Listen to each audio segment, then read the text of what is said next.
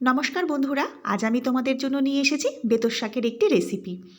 ভালো করে বেছে ধুয়ে নিয়ে কুচিয়ে কেটে নিয়েছি। তারপর কড়াই গরম করে পরিমাণ মতো সর্ষের তেল দিয়ে নেব। দুটো শুকনো লঙ্কা ছিঁড়ে তেলের মধ্যে দিয়ে দেবো। আর দেব ছোটো চামচের হাফ চামচ কালো জিরে। কালো জিরে আর শুকনো লঙ্কাটা খুব ভালো করে ভেজে নেব। যখন সুন্দর গন্ধ বেরোবে তখন এর মধ্যে 4-5টা কলাইয়ের ডালের বড়ি ভেঙে দিয়ে দেবো। বড়িটাও এবার একটু ভেজে নেব। তোমরা চাইলে বড়ি পরিমাণটা বেশিও দিতে পারো, আবার বড়ি না থাকলে সেক্ষেত্রেও কোনো অসুবিধা নেই, নাও দিতে পারো। দেখো বড়িটা ভাজা হয়ে গেছে। এবার এর মধ্যে দেব বেগুন। আমি ছোট টুকরো করে বেগুনগুলো কেটে নিয়েছি। একটা মাঝারি সাইজের বেগুন নিয়েছি। তোমরা তোমাদের প্রয়োজন অনুযায়ী বেগুনের পরিমাণটা কম বেশি করে নিও। এবার বেগুনটা একটু তেলে ভেজে নেব। বেগুনের একটা কাঁচা গন্ধ থাকে, সেটা একটু ভেজে বের করে নেব। কাঁচা গন্ধটা যখন বেগুনের থেকে চলে যাবে তারপর শাক দেব। বেগুনে একটু নুন দেব, খুব অল্প পরিমাণে নুন দেব, দিয়ে আরেকটু বেগুনটা ভেজে নেব। দেখো বেগুনটা কিন্তু অল্প পরিমাণে লাগছে। মিনিট 5 ধরে বেগুনটা কড়াইতে নাড়াচাড়া করছি। এবারে এর মধ্যে দিয়ে দেবো কেটে রাখা শাকগুলো।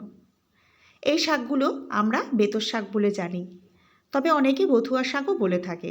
শীতকালে এই শাকটা পাওয়া যায় তো, খুব ভালো খেতে হয়, খুব নরম শাক। তোমরা যদি বাজারে পাও একবার এনে এরকম করে রান্না করে দেখো, খুব ভালো লাগবে খেতে।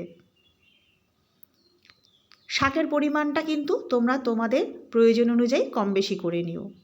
যারা লগ্নস কিচেন সাবস্ক্রাইব করেছো তাদের জানাই অসংখ্য অসংখ্য ধন্যবাদ। আর যারা এখনও পর্যন্ত লগ্নস কিচেন সাবস্ক্রাইব করোনি, আমার রান্না যদি তোমাদের ভালো লাগে ভিডিওটি শেষ পর্যন্ত দেখার পর তাহলে একটিবার সাবস্ক্রাইব করে দিও। আর আমার চ্যানেলের অন্যান্য রান্নার ভিডিওগুলো দেখতে কিন্তু ভুলো না। দেখো সব শাকটুকু আমি দিয়ে দিয়েছি। এবার খুব অল্প করে নুন দেব। এখন আমি অল্প নুন দিচ্ছি, যদি পরে লাগে তখন আবার একটু মিশিয়ে দেবো। হলুদও দিয়ে নিয়েছি পরিমাণ মতো। এবার একটু ভালো করে নেড়ে নেব। নুন হলুদটা শাকের মধ্যে ভালো করে মিশিয়ে দেবো। দুটো কাঁচা লঙ্কা দেবো। কাঁচা লঙ্কাগুলো চিরবো না, শুকনো লঙ্কাতে ঝাল হবে, আমি গন্ধর জন্য কাঁচা লঙ্কা দিয়েছি। আর দেব কিছুটা মটরশুঁটি। তোমরা মটরশুঁটির পরিমাণটা তোমাদের প্রয়োজন অনুযায়ী কম বেশি করে নিও। এবারে একটুখানি নাড়াচাড়া করে নিয়ে একটা ঢাকা চাপা দিয়ে দেবো। এই শাকের থেকে মটরশুঁটি বেগুনের থেকে যে জল বেরোবে তাতেই সব নরম হয়ে যাবে। মিনিট 10 পরে ঢাকা খুলে দেখবে এরকম পর্যায়ে আসবে। কত জল বেরিয়েছে এর থেকে। একটু উল্টে পাল্টে দেব।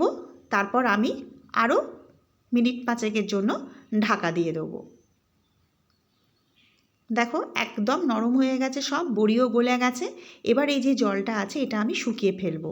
তবে তোমরা চাইলে এরকম রসাও রাখতে পারো, তবে শুকনোটাই বেশি ভালো লাগে। ভালো করে শুকিয়ে নিও।